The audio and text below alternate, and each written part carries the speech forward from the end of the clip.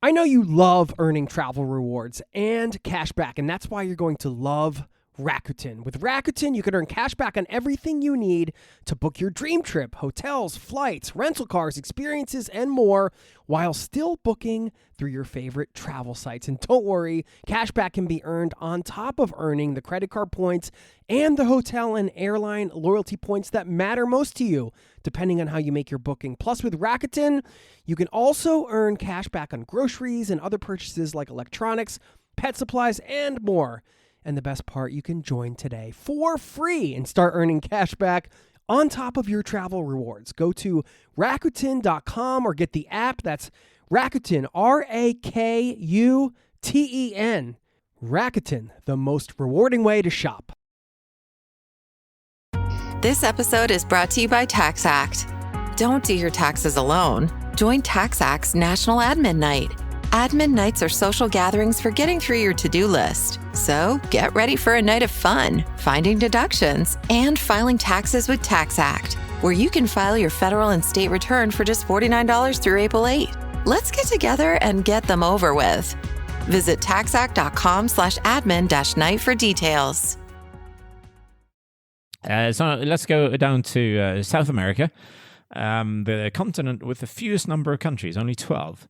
And but I mean, it's a vast continent. It's really exciting. And I'm going to talk about something that not a lot of people have done.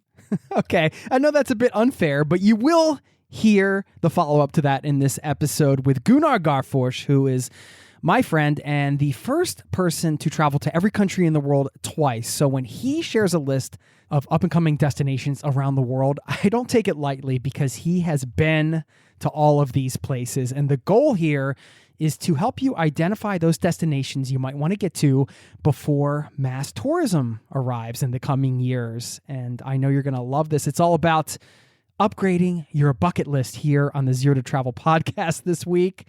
Thanks for being here and welcome to the show, my friend.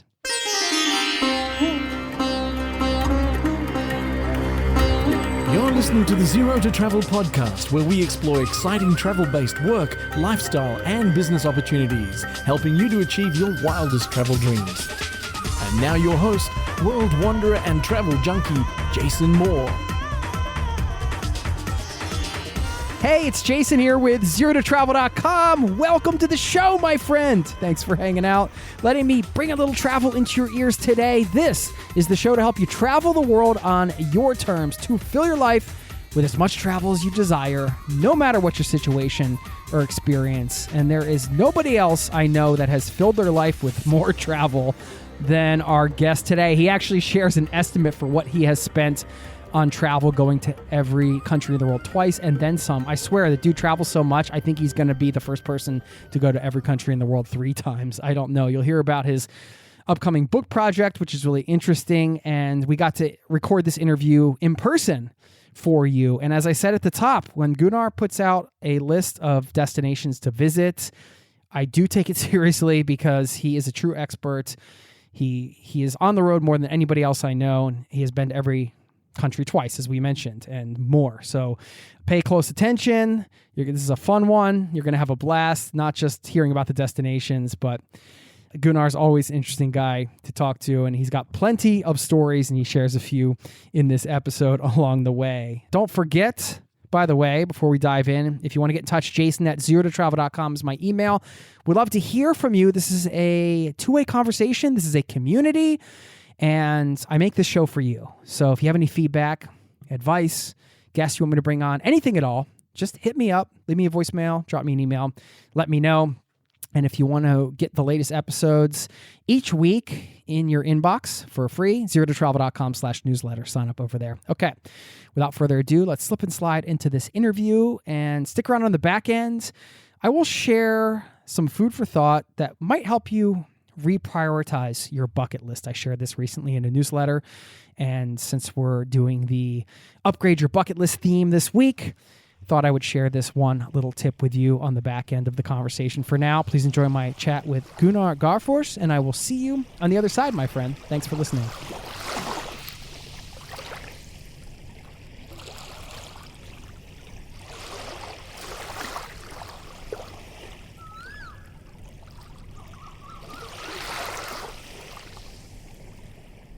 Well, the intention behind this episode is to give you a jump on your travel plans for 2024 and for the immediate future, let's say, or the near future. And I have none other than true travel expert, friend of the show, personal friend, the man who's the first to have been to every country in the world 2 times. You've heard him on the show before, perhaps. If not, you should go into the archives and listen.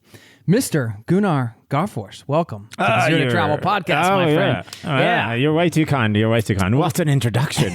I should bring you to our podcast shows that we do around Norway and have you introduce me. Like, I'd love that. Yeah. I mean, I just have to get my Norwegian a little bit better. Well, Norwegian is excellent. I like your little American swing to it. It's nice that you tell everybody this. Give me some false hope anyway. So I want to let people know we're in your apartment. It's an inspiring space, man, to record a podcast because you have 2 things I love. You have 3 things. Well, actually, a giant world map, 3 clocks. Well, of course. Yeah, we have to keep track of times in various parts of the world. Just describe the clocks because they're so cool and where they're keeping time and why those locations. Yeah, so these are traditional ship clocks in brass. I bought them in India many years ago, and underneath each and one of them there is a plaque with names of the places they show the time from. So one is DC. I had to include the US. I've lived there twice, once in DC, and I really enjoyed the time there back in 97, 98. So that's the one to the left. And then in the middle, it's Naustdal, which is my village on the Norwegian west coast, and also Oslo time. But I mean, everybody goes after Oslo time, so Naustdal time is much nicer. That's very cool. And then to kind of spread it around the world, and one of my sisters, she studied in New Zealand, so then Auckland is the last brass clock on the wall. I love it, man. I love that it's spanning the entire globe in true Gunnar Garfors fashion. Well, we like we're easily traveled, let's say. And you have the old time radio, which I absolutely love with the big world map. So it's very inspiring space. And there's a secret with the radio actually, because it's one of those big ones that's a piece of furniture. It works as a table and as decoration, and it also works as a radio. But I've taken out all the stuff inside where you had your LPs and such, and that's now a bar. So if you open the doors, you can have a gin tonic or something. Amazing. Okay. Can I have that? Oh, absolutely. Yeah. Just going to take that with me today. I did drive here. I love that we're connected. I love that we've built this friendship over the years, just starting with the podcast and both living in Oslo, although you're rarely here. Oh, well, we seem to meet every time I'm here, which is great. It's great. I love texting you because I never know what's going to come back, dude. Like the last time I'm like, hey, man, it's been a little while. Like we should, you want to hang out or something? And you're like, oh, I'm floating down the Amazon on a river barge or something, and you send me this picture of you and Jackie and your fiance now. Congratulations, absolutely. By the Thank way, you. In a hammock with like just a load of other hammocks on this boat, and I'm just like, what a cool friend. Like, I just never know what I'm going to get back. So just know when you text me the pictures back, I'm loving it, man. Yeah, it's always nice to share, what you're doing. And I love your questions and your feedback. So why the hell are you there? What are you doing, man? Yeah. I know I don't just ask a lot of questions on the podcast. I ask a lot of questions in real life about, like we went out to dinner a week ago or 2 weeks ago, week and a half. Like that could have been a podcast. Like we, talking about travel and life and, slagging off the food and all the rest of it. Yeah. This is always great fun. We're going to get into these 7 up and coming destinations for 2024 in just a minute. But I did want to also mention your website, garfors.com. I'm going to force you to put like an email opt-in in there so people can sign up and keep tabs because you got all these amazing books in Norwegian. They're going to be coming out in English. You have exploded on TikTok. Yeah, who would have thought? Tell us about that. No, that's crazy. That was I have such insight into social media, so I just immediately that's bullshit actually. Yeah. That was Jackie. She said I was on TikTok since a year and a half ago, just because a friend said, "Oh, you have to be on TikTok," and I probably had 200 followers, and my posts got like 9 views and stuff, and then Jackie said, there's this travel trend going around TikTok. You should try it. And the trend is you have to use a certain kind of music, and then you put a photo of yourself or some travel photo that you have, and then you swipe to the right, and then you see how many countries you've been to on an app. You put it into an app called Bin, and then you see, you've been to 49 countries, for instance. And it's colored in, so it kind of visually shows you. Yeah. So, and then, so 49 countries, that's around 25%. And mine is 198 countries, 100%. And it says, I had one goal on the first picture, then you swipe right, and then 100% achieved. ... So, there is more. And you swipe right one more time, and it says twice. Yeah, right. And that just totally blew up. So now it's got 8.5 million views or something. So it's insane. And I've got now 20,000 followers on TikTok. The last 10 days. It's crazy. It. That's crazy. So yeah, we'll link to it so you guys can check it out and follow him over there. But I love that some of the comments were like the one person said, "That's the ultimate flex." Yeah, I suppose it's kind of a show off, but But you're like, this post took me 15 minutes to put together. I'm like, no, it didn't. It took like 18 years or whatever. Yeah, like exactly. however long it took you to travel to two countries. What was the total time it took you to travel? Yeah, to both countries? 18 years. Started in 2000. Yeah, I mean, so it's it's been a while. So there you go. If you wanted to hear about the longest ever TikTok post, the longest it ever and took probably to the create most expensive, TikTok. to be fair. Yeah. It took me bloody, I don't know, $300,000 to make this post. Right. There you go. At least. Is that an official number? No. I'm an estimate. I think I was sitting down thinking about it. I'm thinking it's between $200,000 and $500,000 somewhere. Okay. So I'm guessing around $300-400 to be more exact. But Now, I have no idea. I've just spent way too much money on travel. On the other side, I would never exchange those experiences for anything. So I'll just be poor. It's good. Well, I mean, it seems to be paying off. You have speaking gigs and books and all the stuff you going on. What would you say is your if you're looking at a spend, is what's the ROI, the return on investment for yourself, for your spirit? What was your return on investment if you had to summarize that from that spend? No. Money-wise, I'm going to have a return on investment when I'm 94 and a half years old. but on a personal level, you learn so much about yourself. You learn so much, obviously, about the world. But the most important thing is learning about yourself is rather important, but meeting a lot of people. I mean, making friends around the world, taking part in their activities and, learning about their everyday life. I think that's you can't put a price on that, or that means so much. And I think that's one of the things I appreciate most about traveling is to engage with people around the world. I mean, the people who actually live there. And I understand that some people are nervous about traveling and they want a guidebook, and they're a bit shy, so maybe they don't get in touch with locals.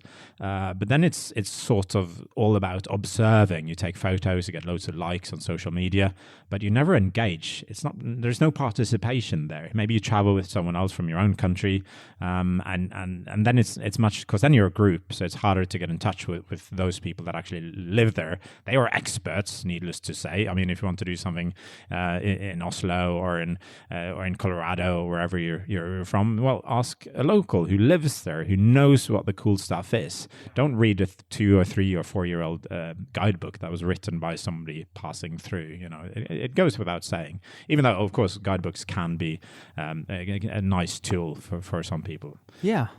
I hate them, though. If I find a guidebook, I never buy them. If I find one on a train or something, I go through the guidebook to find out where I should avoid going to. That's an alternative use for a guidebook. I actually like guidebooks. I think they're good for inspiration for the trip, and I like there's some good practical stuff in there with like safety tips and things like that, like common scams and stuff like that. Definitely. You can always find that stuff online. It's kind of good to know some of that stuff, but but if you have a guidebook, yeah. just don't. Let's say you're sitting on a bus going through a country, or from one city to another in this country, and you're surrounded by locals.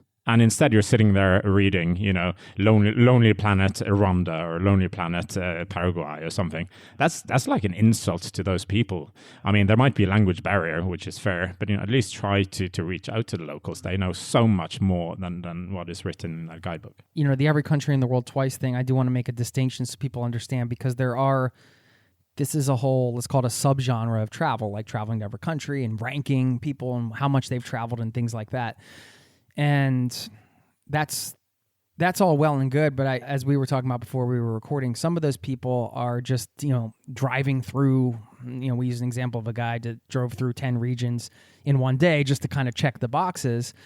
And that's not you. That's not your style of travel. So when you say you've been to these places, it's not that you've popped in and then you've just stepped off the plane, had lunch there and left and went to the next country. You have spent quality time in these places. Yeah, on average, it's been 10 days in every country. I've stayed overnight in absolutely all of them, including the Vatican, where there is no hotel. So where did you sleep in the Vatican? Yeah, on the street, Okay, so I made right. friends with other people sleeping on the street, so we kind of bonded. So that was kind of a thing. That. They have a guest house in the Vatican, but unless you're a state leader or very high up in the Catholic Church, you're not going to be invited there. And I mean, I was in Norway we have a state church. So I was confirmed at my confirmation at age of 15 or 16. But of course, that the Protestant church is not the Catholic one. Right. So I guess I didn't qualify. So No. slept on the street. They let you stay in the street. But of course, I have done some crazy, stupid. Excuse my language, such as trying to visit as many countries as you can in 24 hours. There's a world record of doing 19 countries in 24 hours, and that's something I wouldn't count. I wouldn't call that traveling even. So that's sort of a logistical record, right? And so those countries I've been to at least twice before. So because then you're in one of the countries, Kosovo, for instance, we were in for 2 minutes just crossing the border, you're getting a stamp and a photograph, and then on we went in order to achieve our goal of setting this world record. Like you said, it was a logistical record. Exactly. So it really that's doesn't. Not exactly aligned with. It's not aligned with what we were just talking about. No. So that's something totally different. It might be stupid, but it's really nice to go with some friends and achieve something that no one has ever done before. Yeah. But a waste of money in some ways. But we had a hell of a party afterwards. Before we get into this list, I think it's really cool for people to know you're working on a really interesting book. You always come up with these great, I think, ideas and approaches to travel, and this one is a unique one. I haven't seen it done before. The book you're working on, can you? Yeah, so currently I'm writing a book about the three main circles around the globe. It's about the equator. It's also about the Arctic Circle and the Antarctic Circle. So I'm traveling to the countries and places alongside these circles, and I'm talking to local people. And the source of the common theme is how global warming or climate change is affecting these people, if it is affecting them at all. And then I'm trying to compare, what people are alongside the equator, some of the hottest places in the world, compared to people living up north in the Arctic. How is warming climate affecting them compared to people alongside the equator? And of course, the Antarctic Circle, it only crosses Antarctica on a couple of places. So there's not going to be anyone living there permanently, but there are some bases and people I speak to that work there. Yeah, and so you're going to all these countries on the equator. How many countries are there? Around the equator, you have 13 countries, and alongside the Arctic Circle, there were 8. Yeah, and down south, only Antarctica. Okay.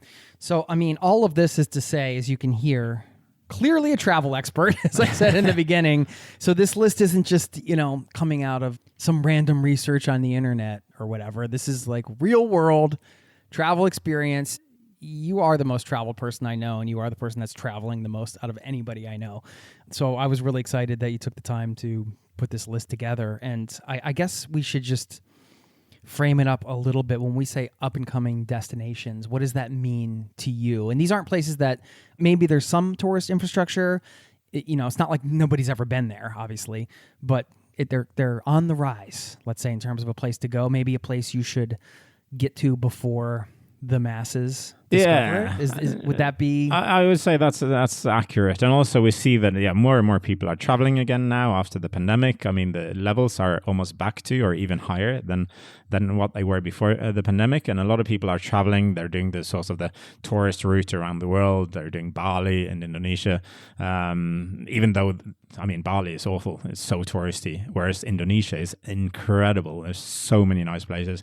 But, we are kind of sheep in many ways, follow the masses and we do exactly the same as everybody else. It's also like copycat tourism. So I saw something cool on TikTok or on Instagram. I'm going to do exactly the same thing. Instead of thinking, I saw something cool on TikTok. So, okay, maybe I could adjust that a little bit and do something different. That's maybe even better.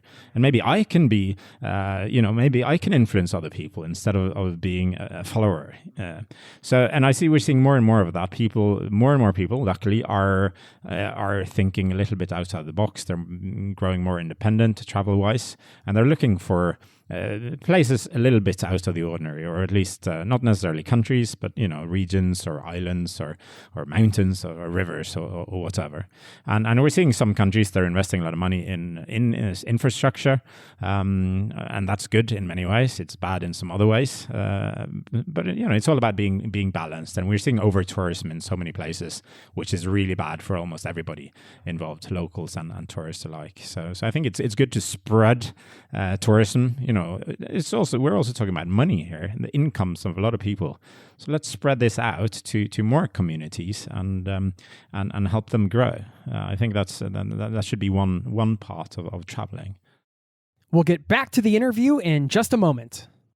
I know you love earning travel rewards and cash back, and that's why you're going to love Rakuten. With Rakuten, you can earn cash back on everything you need to book your dream trip, hotels, flights, rental cars, experiences, and more, while still booking through your favorite travel sites. And don't worry, cash back can be earned on top of earning the credit card points and the hotel and airline loyalty points that matter most to you, depending on how you make your booking. Plus, with Rakuten, you can also earn cash back on groceries and other purchases like electronics, pet supplies, and more.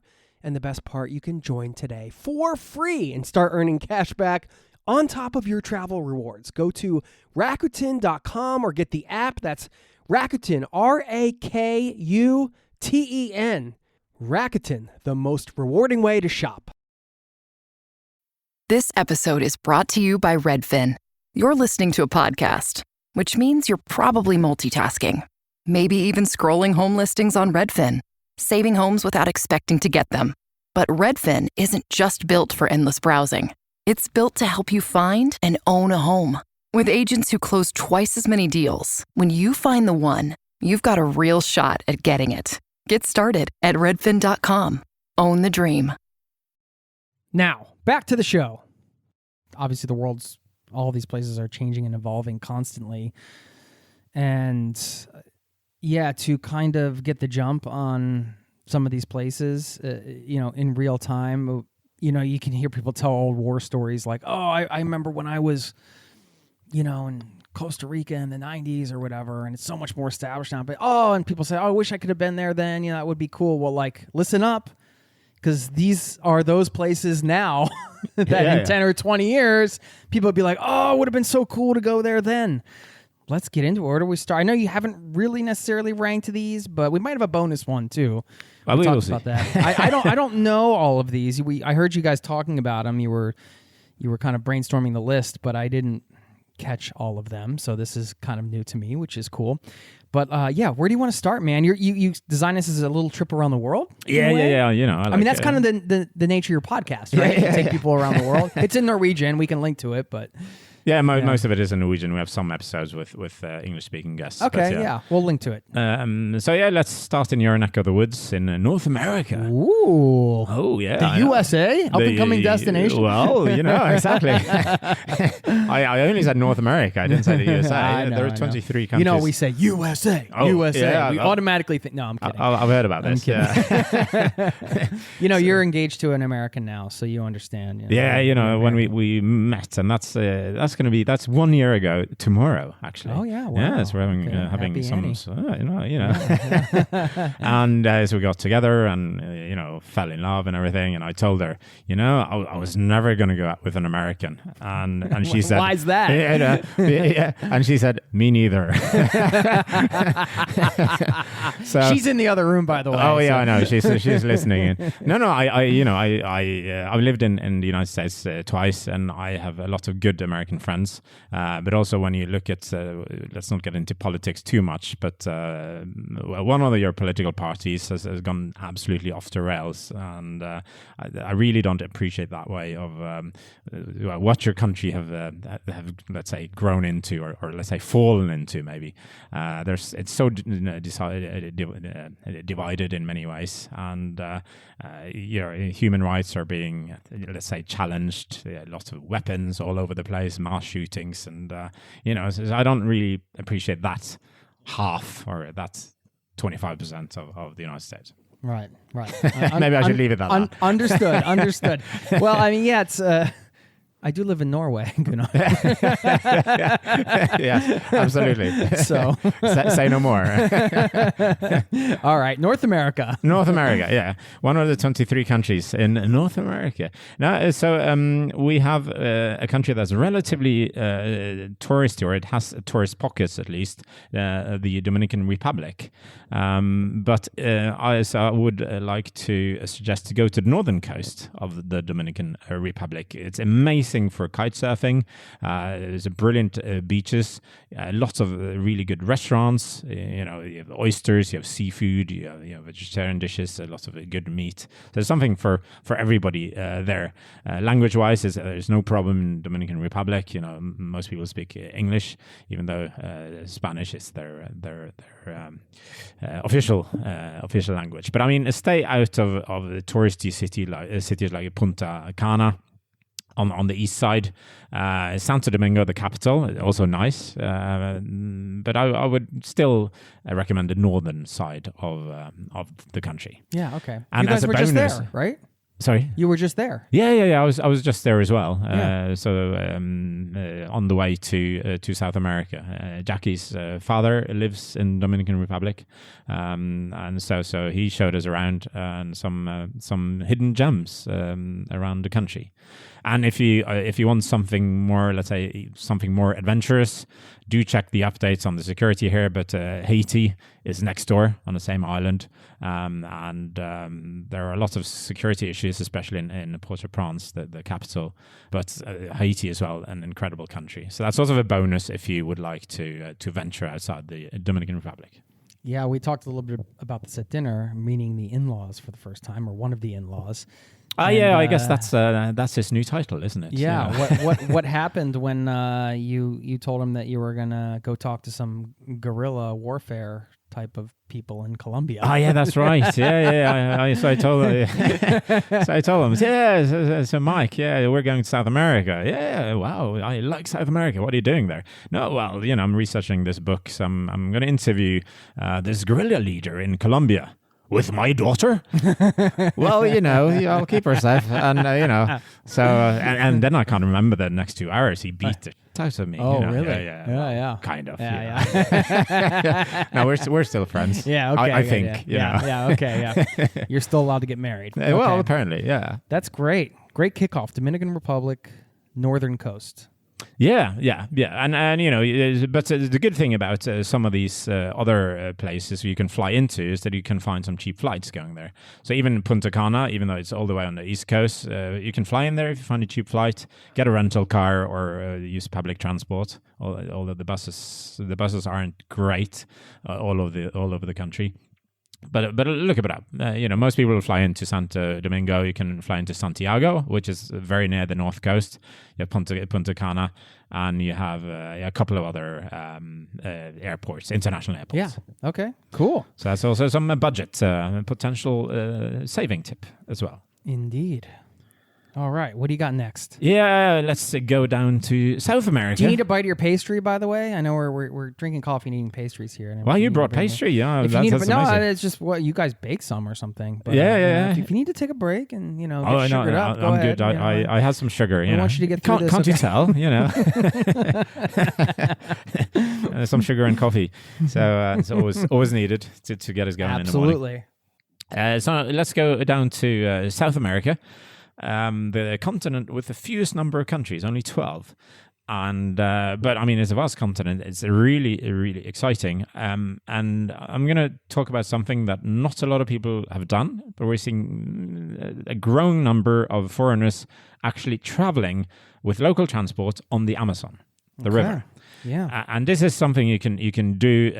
You can take a small trip on the Amazon, or you can travel down all of it or most of it. If start in Peru or Colombia or even in Ecuador, and you go downriver, and you will end up in Brazil eventually. So either start in Peru, Ecuador, and Colombia, or somewhere in Brazil. Manaus, it's a huge city in the middle of the rainforest.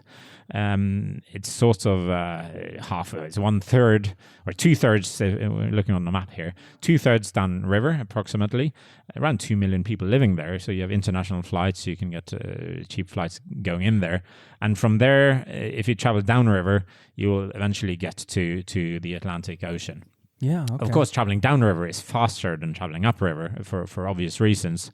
So again, if you want to go upriver, just set aside more time. The speed is not great. You travel on these old ferries.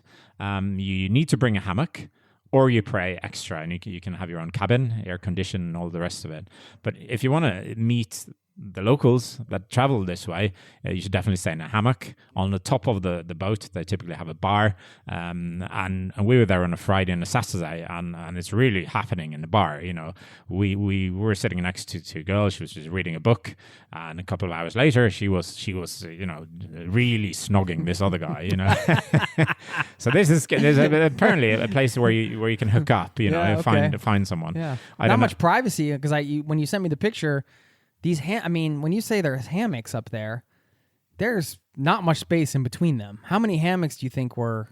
Yeah, well, we took two ferries. So the first one was probably 3 or 4 times as big as the second one. So it was from Manaus down to Santarém, if you go to Google Maps or some other map. And that's about a 30-hour run downriver. And on I don't know how many hammocks, probably like 300, maybe 200, 2 or 3, maybe 200. And on the next boat from Santarém to Macapa, took a little bit longer, 32, 33 hours. On a much smaller boat, so maybe on that one, maybe 100 or 80 hammocks. And are you stopping on the way as a train would or a bus would, and picking people up? Yeah. And do you have time to get off, or is it just like a cruise where you're... No, you don't really have time. I mean, you can jump off and back into the boat. Then you have 2 minutes, on the ground. You're not really allowed to do that. The experience is being on the Amazon. Yeah, it is. And of course, you can split it up. So you can stop, and you should, if you have the time, you should stop in smaller villages to get a feel of those instead of only the big cities. But, Manaus, as I mentioned, it's a huge city with loads of restaurants and very nice hotels. There's a lot of trips and tours by boat or by chartered airplane or whatever out into the jungle. There is a road going north and one going south as well. So, you can drive here and there. But it really feels, the city, it feels like a normal city, but, on every side you have the jungle and you have the river running through it. Santarém, it's smaller, so much more cozy, and it feels safer, fewer people. But also a lovely atmosphere and plenty of stuff to do with possibilities to take excursions here and there. And also you have the pink river dolphins. They're everywhere. They're jumping like crazy, and they're so cool. Wow. Yeah. So, you should definitely bring some camera gear with zoomable lenses or something if you want close-ups. And sometimes they swim alongside the boat, like sort of speeding or showing off that they can swim a lot faster than the boat can go. What did you like about the experience? No, it's getting close to people. It's traveling how normal people, if you like, in this part of the world, how they travel. This is their highway. Yeah. The Amazon were there is their not highway. Many other tourists on the boat? Not many. There are a few. Yeah. And a few years ago, there was virtually none. So this is, it has by no means exploded. Up and coming. It's definitely up and coming. And it's really strange to see. Manaus, 60, 70 hours upriver, or, longer when you're going upriver. But you see huge oil tankers and cargo ships and everything.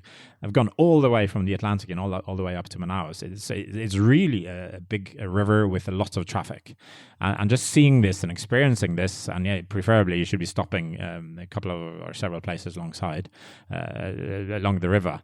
You really get a good feel of it, and you can also venture further into or start further upstream and go down if you have time. If you were going to stop, would you just kind of randomly do it? Just say, hey, this looks good, let's say, or would you maybe plan that ahead? Yeah, no. Well, maybe check that there is some accommodation there. Yeah. But I mean, people are really friendly. So you probably sort it out one way or another. Yeah. People invite you, or if you have a hammock. I mean, you probably have a hammock because Yeah, you're going on a boat right. anyway. Right. So you be sorted. Further up the river, I was also in São Gabriel. It's a smaller town. Yeah. Further up the river in Brazil. So from there and down to Manaus is about 48 hours on one of these ferries. Okay. They have a beautiful beach. I mean, it's like being by the ocean, but it's so white and nice sand. And so people are on the beach every night. They're drinking, they're hanging out, playing music. Yeah. People are swimming before Beach dark. town vibes. It really is in the middle of the Amazon. So that's one cool. one possibility to get even closer or even further into the rainforest, if you like, and on the border. How much was the ferry? The ferry is typically $30 for the whole one ride? way. Yeah, for 30 hours. So it's about $1 an hour. Compare that to just Google Amazon cruise or something. Yeah, they have these package tours. It can cost thousands of dollars. Yeah, I mean, of course, it's a different standard, and you're stopping and things like that, but. It's definitely a different standard, and these exist, and especially in Manaus, you can get lots of these. You get really nice cabins. It's air conditioned. You might even get your own chef and all the rest of it. But yeah, you pay top dollar for that, and some of them will take you in to meet tribes in the jungle. And then it turns out I spoke to one tour guide and I asked how much he was charging, and it was insane amounts. It was like $13,000 for $13,000 for a 4 or 5 day trip for a couple of people.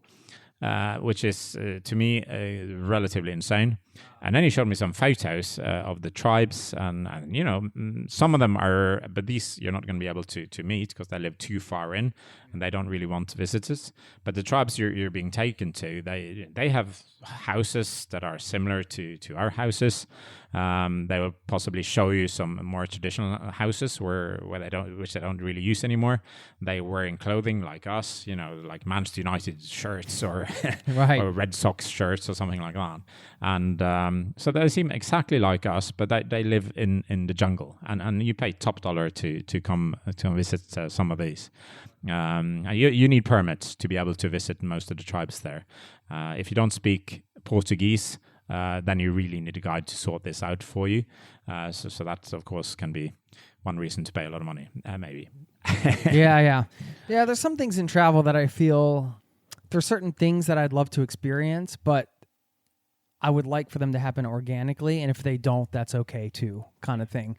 Kind of being at peace with that rather than paying top dollar for. I'm using that as an example, right? Yeah, it's sort of like manufactured fun, if you like. Yeah, right. And it doesn't really feel real, and there's a lot of money here, and the tour operator is probably taking 90% or even more of the money. And it's I don't know, it gets this sort of a bad taste in your mouth. So I really don't like those kind of trips.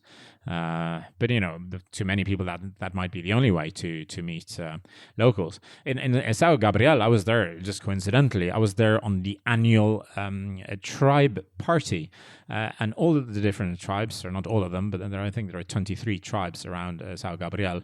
And at least 15 or 18 of them were doing like huge dances. So it was like a dancing competition. Oh, wow. They're all dressed up in costumes. And so first you have a dance. You have the people, the judges. They're making sure. You can actually say the Norwegian word to me if you forget. And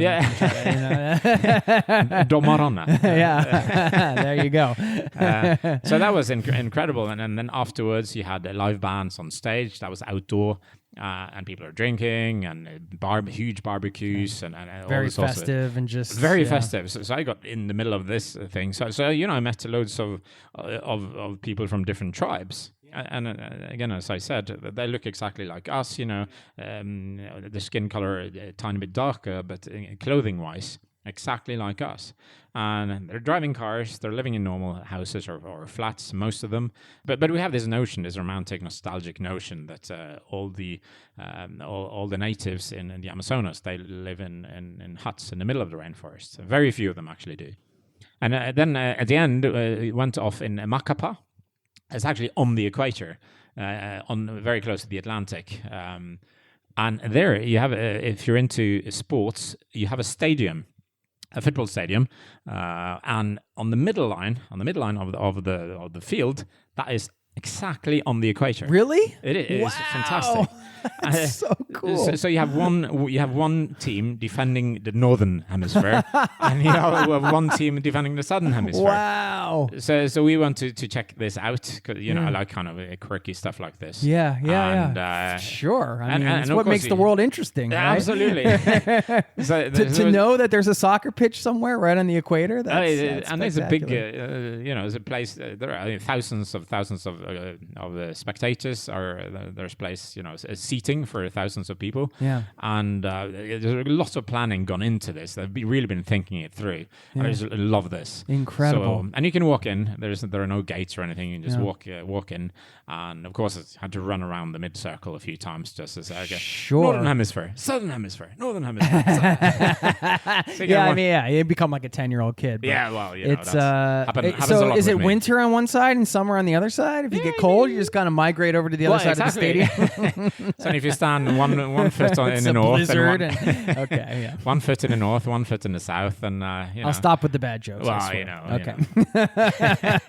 All right, that sounds incredible, man. All right, I mean, when I saw the hammocks and the boat and the thing, and I'm glad that this was on the list because that was something I was immediately like, oh, I want to do this one day. So, yeah, and really just cool. to finish that off on the boats, they have clean toilets, like a lot of toilets for male. That was and the first female. thing I asked Jackie. I was like, how are the toilets? Yeah, she was like, they're cleaned. Clean. They're cleaned all the time, and there's a shower in there as well. Yeah, okay.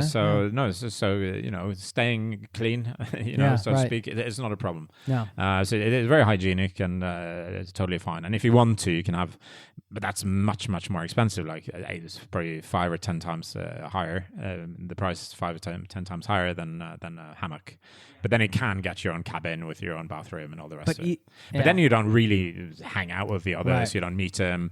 Your hammock is not touching the other one when there's waves or a wind or whatever. That close, yeah. No, it's very close. Yeah. Wow. Okay. Very cool.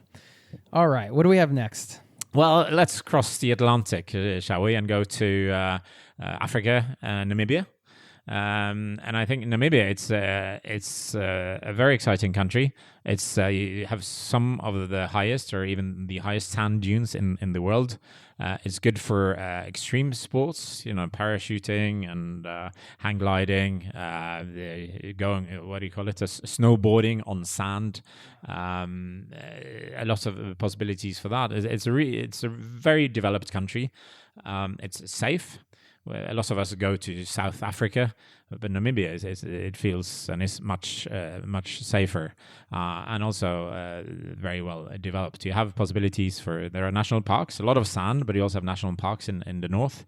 You have a huge seal colony on the coast, which is really fascinating. You can just walk alongside the seals, like what do you call it, puppy seals, and big grown-up ones.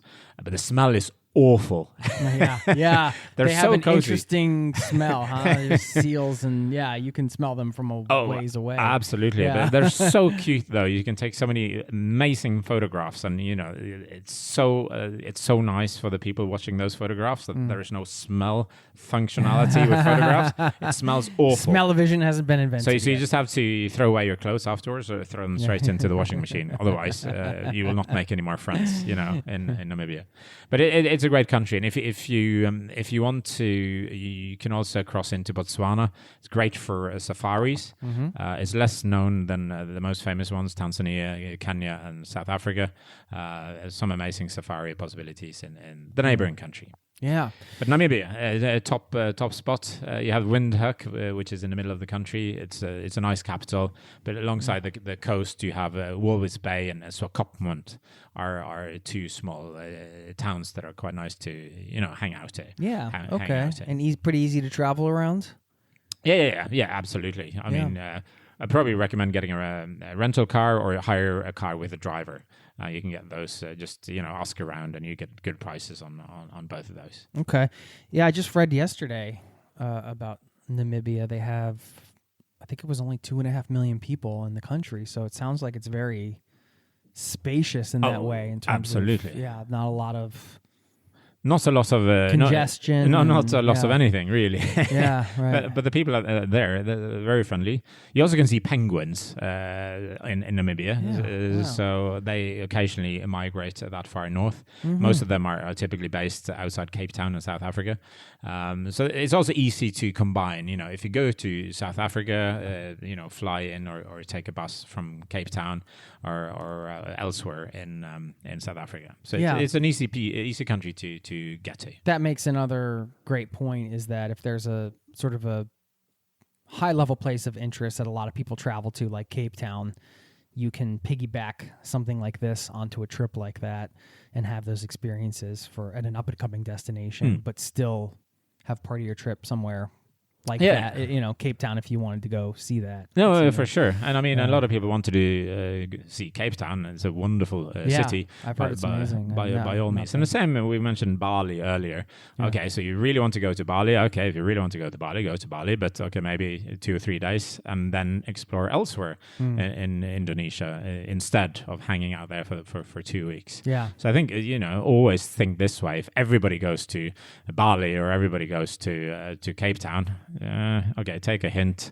Yeah. Don't do the same as everybody else. Right. Yeah. Minimize the time there and try to be more original, perhaps. Yeah, cool, love it. We'll get back to the interview in just a moment.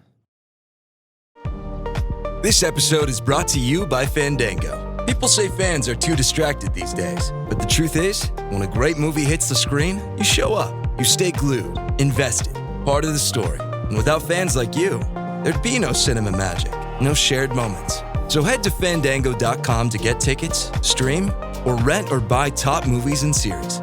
Fandango loves fans. There's no one like you, and there never will be. From the producer of Bohemian Rhapsody, there are many legends, but there is only one. Michael, rated PG-13, in theaters April 24. Now, back to the show. All right, we're on number 4 now. Oh yeah, already. Well, I know this is this is a fast way of traveling, Jason. But I think we so as you might realize, we're popping by every continent here. Well, except Antarctica. So we're going to Europe. I would expect nothing less of you, Gunnar. We have to spread the pleasures here. In true Garfors fashion. So we're going quite far north, almost directly north. We're going to a vastly underestimated country in Europe, I would say. Okay. Romania. Yes, and it's got everything. You have the big city life, a really happening town in Bucharest, the capital. Amazing nightlife, incredible food, a lot of really good wines. They make very good wines in Romania.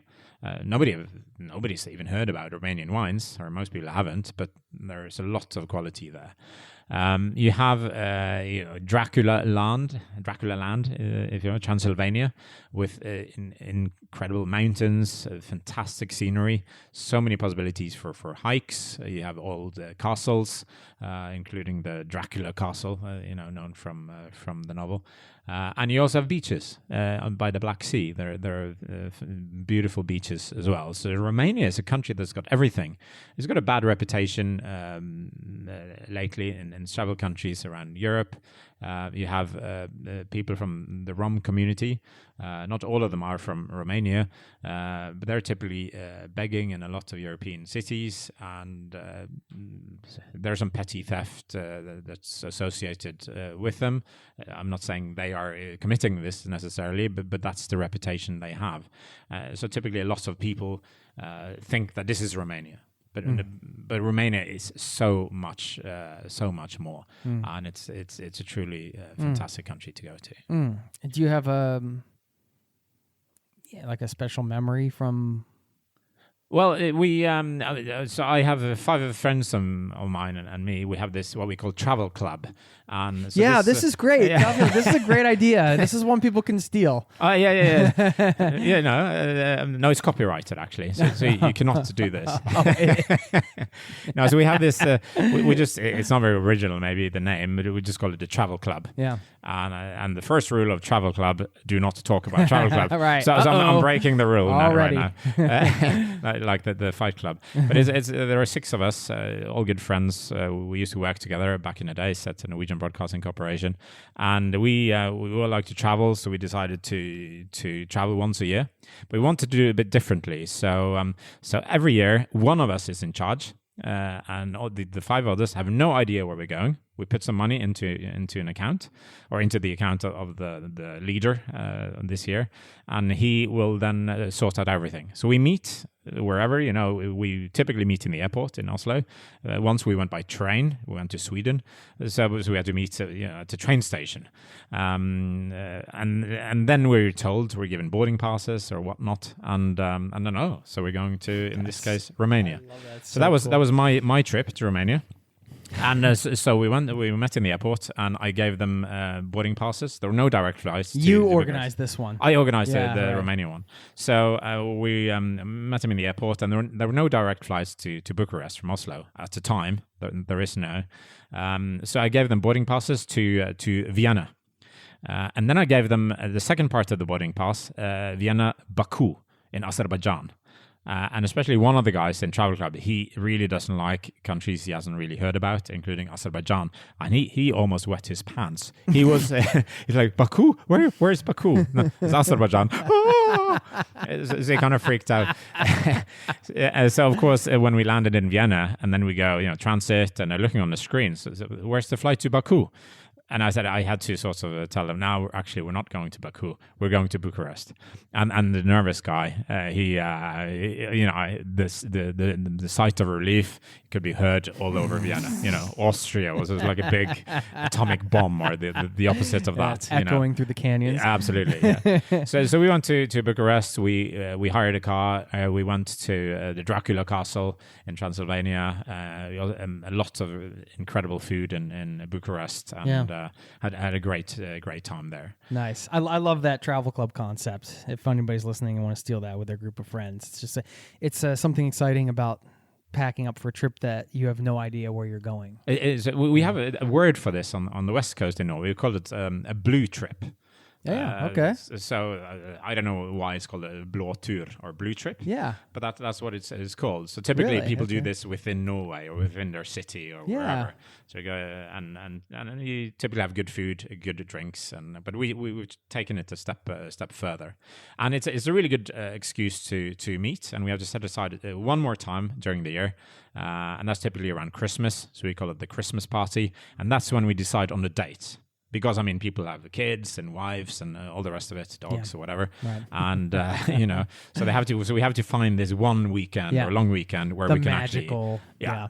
But of course, at the Christmas party, this Christmas meeting, that's great fun as well. And we find a nice restaurant in Oslo and tell stories and lie a lot and all the rest of it. Yeah. Yeah, I think I'm going to plan a blue trip for my wife for her upcoming big birthday next year.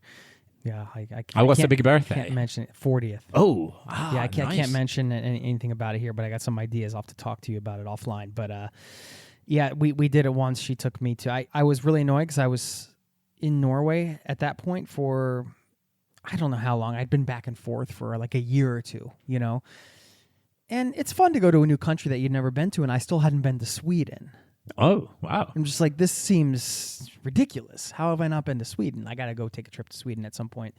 Anyway, she organized a trip to Gothenburg nice. one weekend. So she said, meet me at the train station. It was kind of like a Jason Bourne thing. Like, don't ask questions. Meet me at the train station. Don't ask questions. I'm like, okay, what's going on? Were you blindfolded? Were you blindfolded? I wish. Yeah. TMI. No, I'm kidding. Fantastic. No, but that would have been good. So yeah, so we went there, and it's fun. It's fun. It's a good feeling to have somebody plan everything first of all, and then not know where you're going. I mean, because so nice. Because it's not only about where you're going. Yeah. Because the person in charge, or your wife, or on our travel club, yeah, he or she will organize everything. Yeah, and so the dinners and the excursions, and Right. the activities, and it's amazing. Yeah, So there's you can always just sit back and relax. Yeah, I love it. That's why people love package tours. Yeah, yeah. Well, when you mention Come it, to think of it, yeah. let's change this list. Yeah. No. Well, I mean, Yeah. there's a time and a place for that kind of thing too. Yeah, you know? yeah. No, for sure. All right, love it. So you want to go further east? Yeah, I do. Let's go to one of the stans. There are 7 stans in English language. I mean, stan only means country. So if you look in other languages, you have many more stans. But in Norwegian and English, stans, we're going to Uzbekistan. Okay. So there are 5 former Soviet republics that are end with stan. Then you also have Pakistan and Afghanistan. Uzbekistan is on the Silk Road. It's a partly mountainous country. It's great for hikes. It's great for archaeology, I suppose. Seeing all these old buildings of worship and for trade and all the rest of it. And in particular, you have two old towns. It's Bukhara in the south, and you have Samarkand, which is even more famous, nearby the border to Tajikistan. And it's truly fascinating to walk through these old buildings with tiles covering all of them, colorful tiles. And we were there. We actually met a tile maker. But of course, these break. These buildings are hundreds, almost, if not thousands of years old. Yeah. So of course, these tiles don't last forever. So we met a tile maker. So he was making new tiles to replace broken ones. And this is going on. It's gone on forever. A very important job, obviously, to keep them buildings good, beautiful. I love a good colorful tile. Yeah, I know it sounds ridiculous. I actually have a couple at home from Portugal that found this shop that sells these old tiles that have been taken off from, who knows, 16th, 17th, 18th century, these types of things. And I was with a buddy, and he's like, he knew where the shop was, and so we went, and he's like, yeah, you can turn this into like a coaster or something. So that's what I have done. I have a old like 17th century tile from Portugal as the coaster for my water up near my podcast studio. Yeah, it's just like some of these little historical mementos. They're nice to, like your clocks, for example. Well, yeah, actually, they're just a nice. I don't have a lot of stuff like that, but they're kind of nice to have around. Yeah, and there's always a story behind it. Yeah, and Uzbekistan being a former Soviet Union republic, you have old ladas everywhere. We met I was there with a friend of mine, Asbjørn. We call him Dr. Vodka, and my brother Øystein. Dr. Vodka? Yeah, don't ask. That's a long story. That's for an entire podcast. You should have him on your show. He's an amazing guy. All right. And he, we got in touch with some locals in a bar, and we ended up deciding to go to another bar. This in Samarkand. So it's not a huge city, but it's kind of spread out. So driving to a different place, and so 8 of us end up in this little lada. A taxi lada, but so the taxi driver says, no problem. So like 4 people in the front, and including the driver, and 4 people in the back, and off we go. It's like $1 to go to the next place. It's it's pretty affordable. Yeah, very, very, very, very affordable. Is it a place where you have to like bring all your cash, or do they have ATM machines and kind of in that way? Is it? No, they have ATM machines, but I mean, always bring some dollars or euro in cash just in case. Yeah. Problem with the currency is that it takes a lot of space. Really? I mean, if you change $100, you get a bag full of money. So that's literally. Yeah, literally, yeah. So we had to carry my brother. We dumped our backpacks in the hotel, And then we said, no, just had to empty one of the backpacks and fill it with money because there was so much after we exchanged. So because of inflation and that sort of thing? Yeah. So I can't remember the exchange rate right now, but you get a lot of money, which is kind of cool, but after a while it gets annoying because it takes so long time you to pay. literally have to have a briefcase full of money. Yeah, or a backpack, or a plastic bag, or whatever you like, That's crazy. And if you want, you also have the capital Tashkent up in the north. So for nightlife, gourmet restaurants, and all that city life, that's where you want to go. But it's a great country where you can combine so much of it, and it's very diverse. And you have and they're putting a lot of money into infrastructure. Currently, so facilities are being improved and built, and all the rest of it. They realize they have an amazing country, and they want more people to see it. To travel alongside the old Silk Route and learn about history and such. Incredible. I mean, it sounds like, looking at the list so far, they're adding infrastructure, but it's not overly complicated traveling in these places. It's not super intense to travel around within. No, and Uzbekistan, they have a very decent rail system, so you can take trains, from Samarkand to Tashkent, Samarkand to I believe Bukhara as well, and they're building more railway infrastructure and modern trains. Yeah. So you can do sleepers overnight and or travel during the day. Okay. So that's good, and also drivers are cheap. The Lada taxi driver, you can hire a driver to take you long distances without breaking the bank. Yeah. So that's another way of doing it. One good thing or one bonus with this is that the driver obviously lives somewhere, and it's almost always he is happy usually to take you home and let you meet the family, maybe invite you for dinner. Maybe pay a little bit extra for that, but then you get to see that's Uzbek cool. home. So that's really cool. Did you get to do that? Yeah, we did. We also so the driver took us to his family, and we also stayed with somebody else up in a valley at a homestay, and they didn't have any music. They only had the radio on. And it was an old lady, quite big lady. She cooked us a marvelous dinner, and then some song came on the radio. I think it was a British or American song, that I knew, and I just got singing, and then she started dancing and invited me. So I was dancing with this old lady in her own living room. Wow, so that was great. What a moment! Well, it was one of my probably a good thing. This was before mobile phones and being filmed and everything. I'm not a good dancer, let's say. Now I'm really curious what the song was. No, I can't remember actually. But so the dancing didn't really happen. Most of it happened to some Uzbek song, so it made it even worse for me to dance to. Oh right, But, that's my excuse when dancing is bad. Was it Britney Spears or?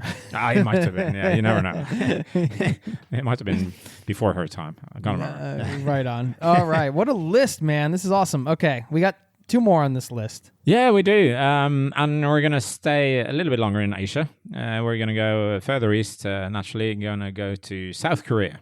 Okay. And I think South Korea is a vastly underestimated country as well for entirely different reasons. A lot of us go to Japan, which is incredible as well, by the way, but more people go there.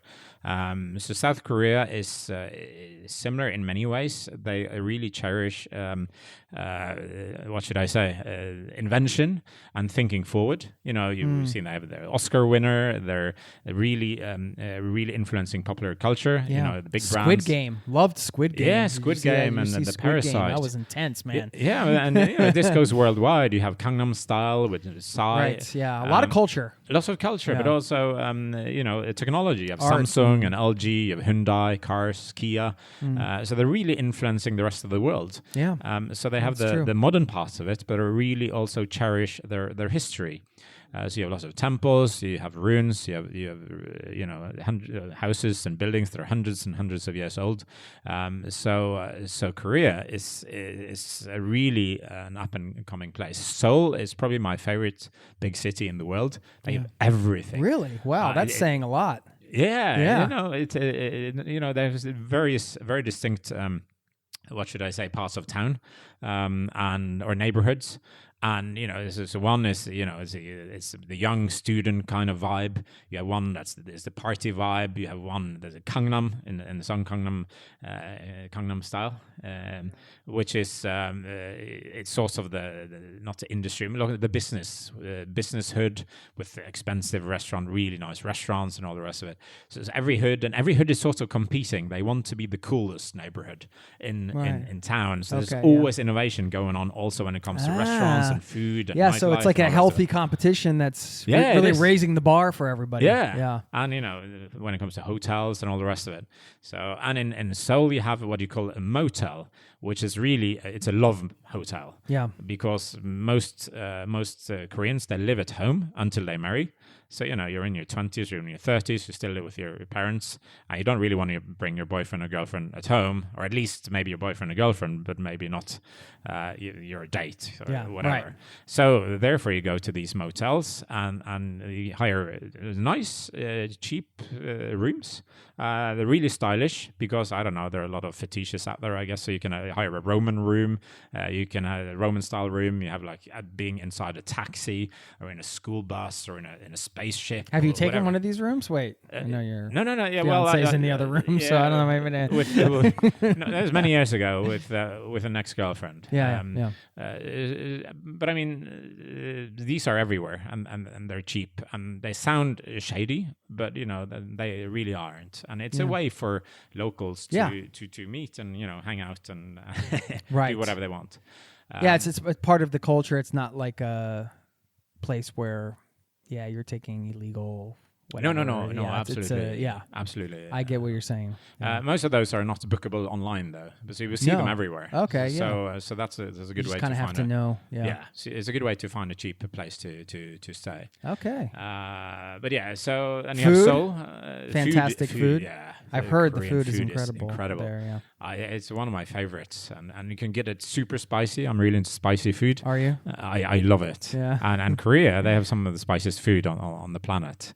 Do you go for it? Do you go for like the ultimate? Crazy spice, like the I'm going to cry. I try to, but very few restaurants have managed to do this. I mean, I tried this in Norway. Really, you can handle it. I love it. I love it, and I really I'm pretty good at handling very spicy stuff.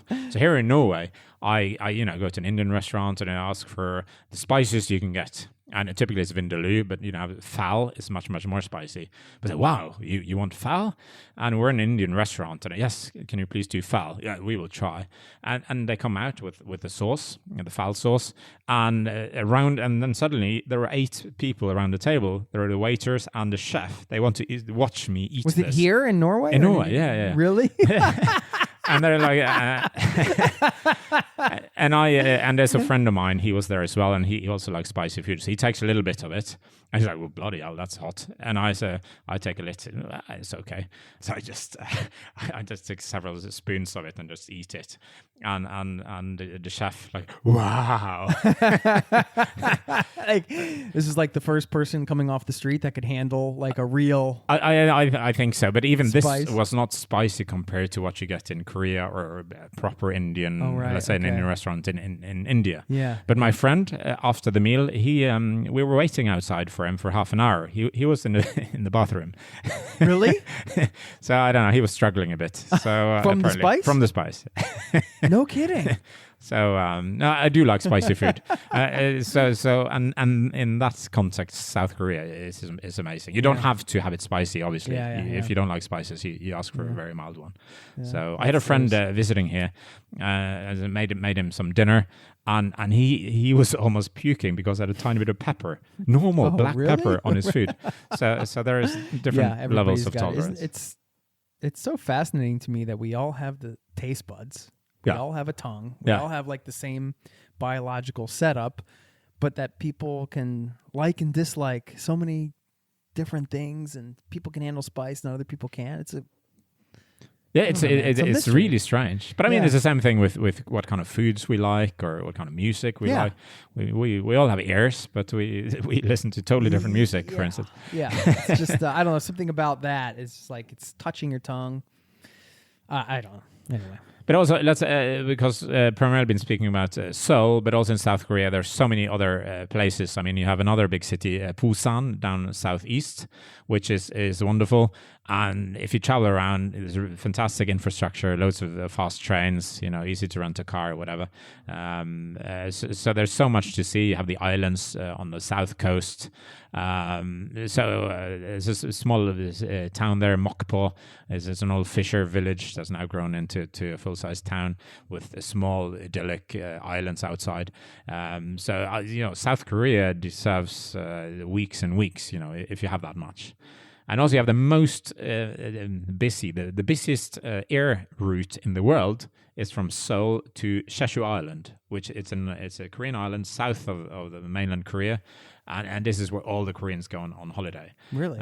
So that's... busiest in the sense that there's multiple... There are more flights there between those two places than anywhere else in the world. That's crazy. So wow. It is. So that's... I mean... Even more than I don't know, I think New York to DC or something. I feel like that would be... You would think so. Yeah. But this one, it's been on that list, top of the list for years and years. That's crazy. Where do you find a list like that?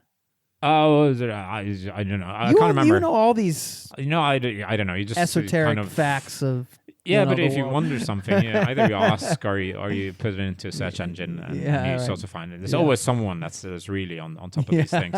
And when it comes to the aviation industry, there are so much statistics of so such a list is quite easy to compile. But Jeju Island, it used to be great, but now it's almost too many tourists there. I mean, most of them are Korean. But they're also coming more and more Western and tourist in and Chinese and Japanese. So the infrastructure it's almost cracking there. Yeah. So if you're going to go to Jeju Island, at least do it off season. I would say, but cool, worth going to. Cool. So that's Korea in a nutshell. Awesome. Sign me up, man. I'm ready to take this whole tour. Yeah. Let's go. What time is it? Can we get over to the airport? And no, you have a meeting at 1:00. Yeah. Well, I'll make that into a virtual meeting. Easily travel day. So. Awesome. And then one more country, and that's in the Pacific, in Oceania, the continent of Oceania, and that's Tonga. It's a small kingdom. Okay. Consisting of various islands. It's very small. But I mean, here you have everything. I mean, you have great fishing possibilities. You have beautiful beaches. You have a lot of whales, actually. So it's great for the Northern Islands are great for whale safaris. You have what they call blowholes alongside the coast because you have the waves coming in, and then you have small tunnels going through the rock, made by nature.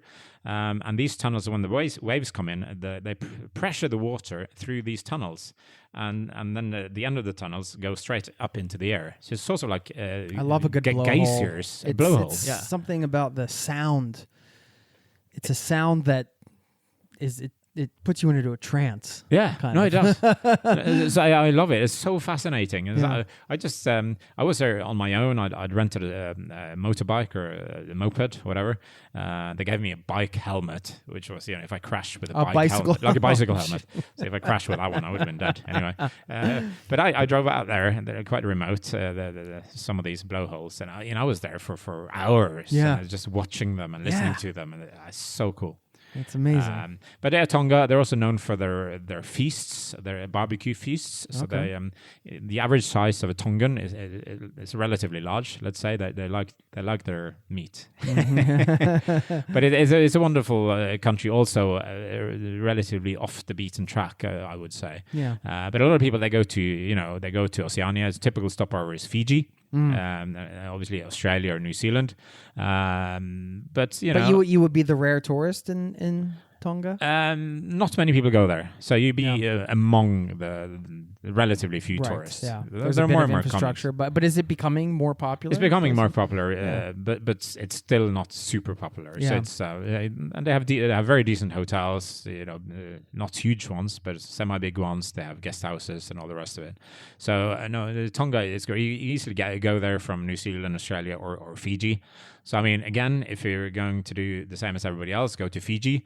But maybe 2 or 3 days in Fiji is enough, and then why not go to Tonga instead for the rest of your trip in Oceania?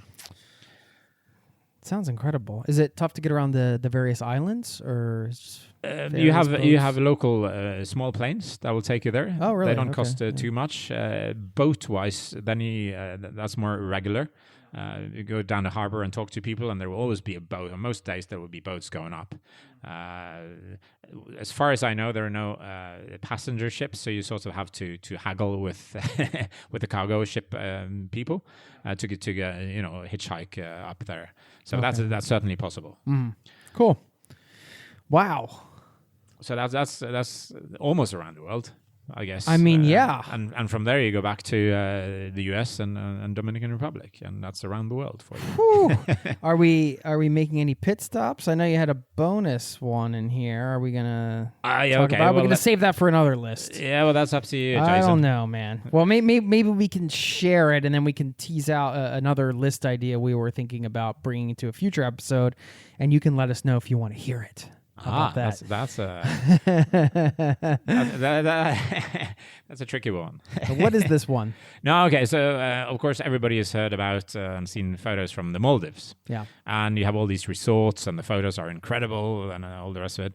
And you're thinking this must be really expensive. Yeah. Well, and these resorts are extremely expensive. The overwater bungalows and that sort of thing. Yeah, and you get your butler and your own butler and all that, et cetera, et cetera. Your own chef, even if you pay extra dollars. And then this is very, very nice for 24 to 48 hours. And then you get bored.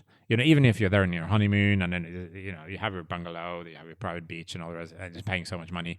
And that's it. And, it's the same view, still the beautiful bungalow, the really nice blue-green water, the fish, you go diving and so on. But you don't really meet anybody. You don't meet any locals there. You don't meet any other honeymooners, maybe in the restaurant. But, they're busy also being on honeymoon. And it's very, very expensive. So so what we did, Jackie and I traveled together on this one. So we went to some, let's say, local islands where people actually live and work. And you have all the way to the south is Addu, ADDU. It's sort of part of an atoll. And here on the same island, you have both the southernmost part of the Maldives and the westernmost part. Oh, okay. So that's for those that are nerding, geography nerding. Those are 2 points. You have not been known to do that. No. I don't. Never. Do that. Never. And also on a neighboring island, you have the highest point of the Maldives, which is 6 meters above sea level. but and I just spoke, an excruciating hike. I know, absolutely. But of course, this is because the Maldives is known, or has always been known, for having the highest peak in the world of only 2.9 meters. Mm-hmm. And then the next one is Tuvalu with 5 meters.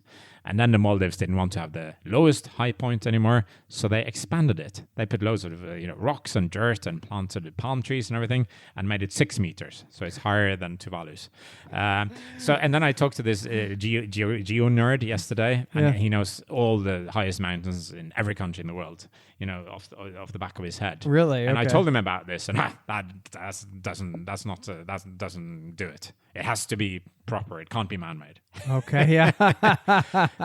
so I know. I don't know. It depends on your politics, really. If the highest point in the Maldives is now 6 meters, which is man-made, but it looks natural, or if it's the original point, which is may underneath have been on the same mount. I'm not sure actually if it's exactly the same Could be place somewhere or, else, or not. But Jackie and me went to another island, and so if you take the boat, and so one of the boats that locals take to Fuvahmulah, and that's one of the best. That's one of the only real islands in the Maldives, because you have a lot of atolls and really small islands or narrow atolls. But one of the few real islands is Fuvahmulah, and it's incredible for diving. Swimming with tortoises, the best, some of the best beaches I've experienced. It's such a nice island. And places to stay. Oh, yeah, plenty of guest houses and hotels and restaurants. And what is it like? Just comparative, just to give us an idea of pricing and that experience. What were you paying for? Yeah, for a guest house there, I think we paid around between $30 and $40. Yeah, okay. You can also pay. You can also stay in hotels. So and here you a far really cry get, from the $3,000 a night bungalow. I was going to say, yeah. so and you get in touch with the locals. There are restaurants and all the rest of it. So, but the downside to some people living in local islands is that there is no alcohol. So it's a dry country except for resorts. So if you would like some wine with your dinner, so either you have to bring your own and sort of smuggle it in, and you can bring your own for your own consumption, but I don't think the restaurant will let you actually drink it there necessarily. Yeah. But then down in Adu, which I mentioned earlier, there is actually a small resort on the island. Alongside where normal people actually live. Yeah. And there you can enter and have a wine with your meal if you like to. It's called Equator Village. So that's sort of the loophole there. If you want to live with the locals on a normal island, so to speak, but still be able to have a drink, then Adu is the place to go. Okay. At Fuvahmulah, there's no places to get a drink if that's what you're after. Incredible bonus addition to an amazing list. It's incredible to me to think that like wind or some natural force wasn't able to build anything bigger than 6 meters in this place. You would think, I mean, that's not tall. No, it's not at all. You would think some combination of forces would make something bigger than that. Yeah, you would certainly believe so. Incredible. But when you talk to people, and the Maldives, it's on the equator, is one of the reasons we went there. And I'm talking to people, and obviously we're seeing the sea levels are rising. You know, they don't have to rise a lot when the highest point is 6 meters in order to make the entire place inhabitable or even, flood the entire place. Are people, do you get the sense that they're aware, nervous? No, because you can't really, most of them are not, because some of them have heard about it naturally and they talk a little bit about it. But I guess it's just too much of a big thing to even comprehend that, okay, we might actually be flooded. And also the flooding, the rising in sea level is so slow. Not relatively, but from day to day or from year to year, you don't really notice it. Yeah. But if you're a scientist and you measure this, then 1 centimeter a year or half a centimeter a year, that's a lot. If your highest point is 6 meters above sea level, right? So most people are not. I don't know, maybe there is sort of a self-protection mechanism. They don't really want to face this. But the people I spoke to said, it's going to be okay. It's been like this forever. It goes up and down. And I mean, you can blame education or lack of education or maybe just a self-preservation mechanism. Yeah, or there's I'm not some sure. psychology, I'm sure, behind it. These things that are such big... Yeah, and you also, I think there's some hope in that, the international community and the Paris Agreement that now we're going to limit the heating to 1.5 degrees Celsius or centigrade. Yeah. And maybe there's some hope in, yes, of course we will. And then you see now with El Nino and all the extreme weather situations we've had in 2023, I was like, oops, that's not, and all the ice melting and all the rest of it. This does not make it look good for people in the Maldives and Tuvalu and other low-lying places. Right. So really, we really should get our act together, and decrease the pollution that we contribute to. And travel is part of this, but if we only stop traveling, that's going to maybe reduce the CO2 emissions by 2 or 3%. So we really have to stop but we have to reduce in every industry, in every field. Buy less clothes, travel less by car, fly less, eat less meat. There's so much each and every one of us can do, but we have to do it in every field out there, not only within one specific field. Yeah. Have you, as part of this book you're working on, have you been talking to climate scientists or?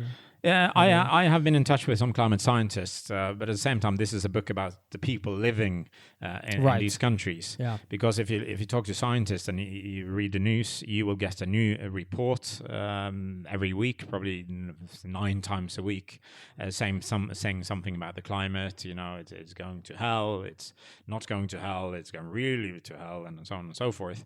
And it's like an overdose of various scientists warning us which is good. The problem is that we're getting so much of it, so we're kind of just ignoring it in the end. So to me, it's really about talking to the normal people, the local people actually living there, and their views on it. And I'm also in touch with some scientists, but they're not going to be an integral or an important part of the book. That's being done anyway, the scientific approach. So I'm more looking for the on the ground approach, if you like. Yeah, cool. Man, thanks so much for putting this together. This was so fun to go around the world with you and get your take on these up-and-coming destinations. I think these all fit the bill for what we described as an up-and-coming destination. I mean, I'm looking at this. I'm like, could this be my itinerary? Right here. Just I'd have to. I think you should tell your wife that, hey, wifey, next time you do a blue trip, how about this? Here you go. Here, this is all right here. This will be really cheap, I'm sure. Oh, absolutely. to put together and easy. Yeah. But I mean, you can do like Thor, the Danish guy. Yeah. Just travel by cargo ship. There's no problem. Right. Yeah. Yeah. Well, I mean, thanks, man. You gave us a lot of travel inspiration today, which you always do. And yeah, if you want to share with everybody, I mean, we already mentioned the website, garfors.com, but would that be the place? Yeah, on Instagram, I'm Garfors. On TikTok, I'm Garfors. Yeah. So on Twitter, I'm Garfors. Yeah. So it's my last name, Garfors. Yeah. So we'll just link to it all. Most welcome to follow We'll me. link to the pod, too, that you have, if you want to talk about that for a minute. Yeah, I'm doing a travel podcast with a friend, Torkil Gundersen. He's a travel journalist in Norway. Most of the episodes are in Norwegian, but we travel to every country in the world. We're halfway there, 130 episodes so far. Nice. But yeah, check it out. Globus. It's called a Globe Roulette. Like a globe. Global roulette. Yeah, global roulette. Yeah. So Globus roulette in Norwegian. So Yeah. The English episodes, are they labeled if anybody wants to listen? Yeah, I think there were only 2 English episodes so far, but yeah, we're interviewing more and more foreign guests, so there will be more. But yeah, we will make sure to label all the English episodes. Yeah, cool. For ease of use. Awesome, man. Safe travels on your next adventure. Want to let people know where you're going, where you're off to? Well, next trip is going to be to Portugal, and that's sort of on the way to Central African Republic, Congo, Gabon, and Sao Tome and Principe. So those are sort of the, let's say, 6 next destinations, and the last 4 ones are, for the equator, book and research for that one. And then we will see where the world will take me. He's a man on the move. I'll see you in 5 months or whatever. Or whatever. Thank you so much, man. Thank you, Jason. Fabulous to be chatting with you as always. It was awesome. Yeah, thanks.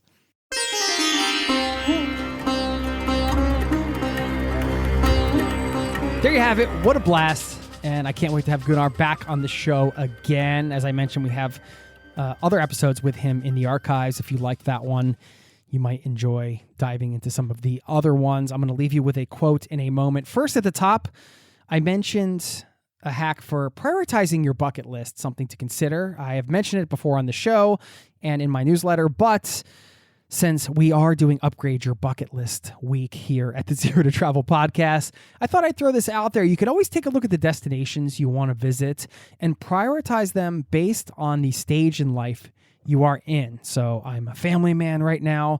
Those destinations are going to look different than, destinations I might have wanted to go to as a solo traveler. Maybe that's related to expense. Maybe it's related to other things.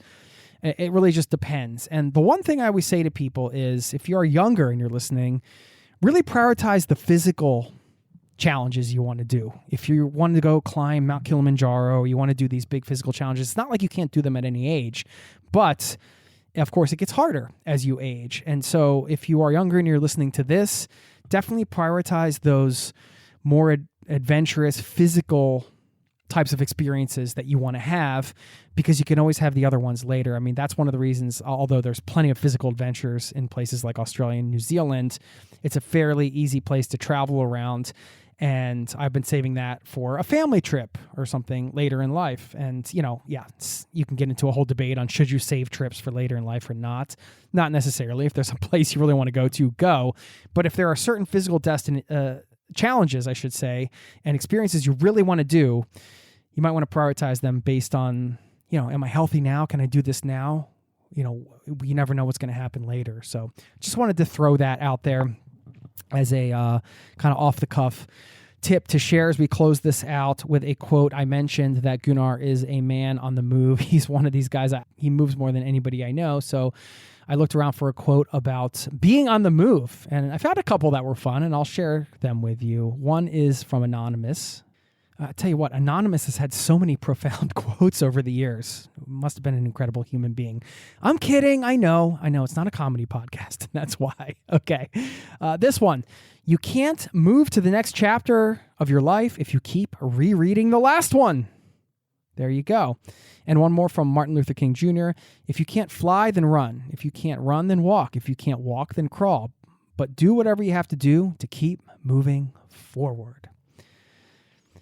Thanks for listening. We got one more episode this week in the destination themed week, upgrading your bucket list. So be sure to subscribe or follow the podcast wherever you're listening right now to get that. I look forward to bringing that to you. In the meantime, have a wonderful rest of your day. Peace and love to you and yours. Thanks for listening. Cheers. This podcast has been brought to you by ZeroToTravel.com. Ideas and advice to make your travel dreams a reality.